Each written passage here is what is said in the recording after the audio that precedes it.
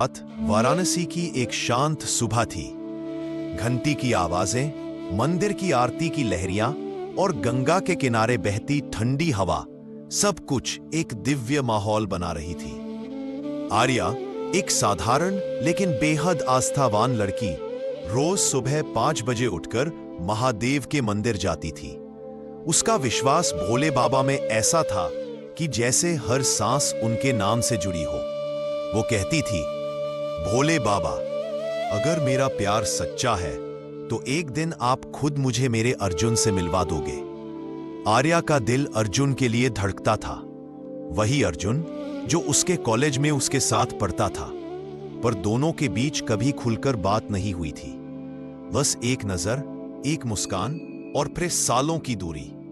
पर आर्या को विश्वास था, भोले बाबा मेरे हैं और वो कभी किसी सच्चे प्यार को अधूरा नहीं रहने देंगे। मंदिर की प्रतिज्ञा, वो लगातार 16 सोमवार का व्रत रखती थी। भोजन नहीं करती, बस जल और बेलपत्र चढ़ाती। लोग कहते, पागल है लड़की, आज के जमाने में कौन ऐसे व्रत रखता है। पर आर्या मुस्कुराकर कहती, जिसने शिव को पाया उसे और क्या चाहिए। उधर अर्जुन एक सीधा साधा युवक था। वो हर चीज में तर्क ढूंढता था, पर जब से उसने आर्या को देखा था, उसके दिल में एक अजीब सी शांति उतर आई थी। वो भी रोज मंदिर के पीछे वाले घाट पर बैठ जाता, आर्या को दूर से देखता और बस यही सोचता, काश कभी हिम्मत कर पाऊं उससे बात करने की। पर नियति को कुछ और ही मंजूर था। एक दिन अर्जुन के सपने में एक शिवलिंग दिखाई दिया। भोले बाबा का स्वर सुनाई दिया, जिससे तेरी आत्मा शांति पाती है, वही तेरे जीवन का सत्य है। अर्जुन नींद से उठ बैठा। उसे लगा ये कोई इत्तेफाक नहीं था। अगली सुबह पहली बार उसने भोलेनाथ के मंदिर में जाकर जल चढ़ाया। आर्या और अर्जुन का पहला मिलन सोमवार की सुबह थी। आर्या बेलपत्र लेकर मंदिर पहुंची ही थी कि आरती शुरू हो गई। घंटियां, धूप, मंत्र और उसी धुंधले वातावरण में अर्जुन भी अंदर आया।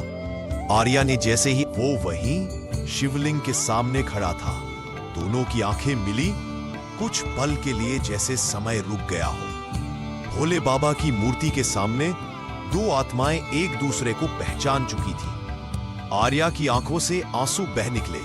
उसने मन ही मन कहा, बाबा आपने मेरी सुन ली। अर्जुन ने भी शिवलिंग की ओर देखते हुए कहा, अगर यही आपकी इच्छा है भोलेनाथ, तो मैं अपने दिल की बात कह दूंगा। नियति का खेल, पर हर प्रेम कहानी आसान नहीं होती। अर्जुन का परिवार एक अलग शहर में बसने वाला था और कुछ दिनों में उसका ट्रांसफर तय था। जब आर्या को यह बात पता चली तो उसने फिर से भोले बाबा के चरणों में सिर रख दिया। बाबा आपने मिलवाया, अब बिछड़ने मत देना।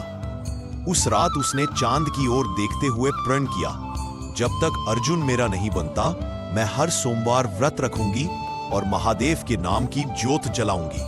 बाबा की परीक्षा, महादेव सच्चे भक्त की परीक्षा जरूर लेते हैं। एक दिन अर्जुन को अचानक नौकरी का ऑफर किसी दूसरे देश से आया। दिल में चाहत थी आर्या की, पर हालात अलग थे। अर्जुन ने भोले बाबा से कहा, अगर मेरा प्यार सच्चा है तो आर्या मुझे किसी भी दूरी से याद करेगी। दोनों अलग हुए, पर हर सोमवार दोनों एक ही समय पर मंदिर जाते, अलग अलग शहरों में, लेकिन एक ही विश्वास के साथ। भोले बाबा का वचन, 6 महीने बीत गए। एक सोमवार की रात को आर्या ने मंदिर में दीप जलाया और मन ही मन कहा, बाबा अगर वो भी मुझे याद कर रहा है तो कोई संकेत दीजिए। उसी पल अर्जुन ने विदेश में मंदिर के बाहर खड़े होकर शिव मंत्र का जाप किया और हवा का एक झोंका दोनों के दीपक को एक साथ झिलमिलाने लगा। भोले बाबा मुस्कुराए, सच्चा प्रेम कभी अधूरा नहीं रहता।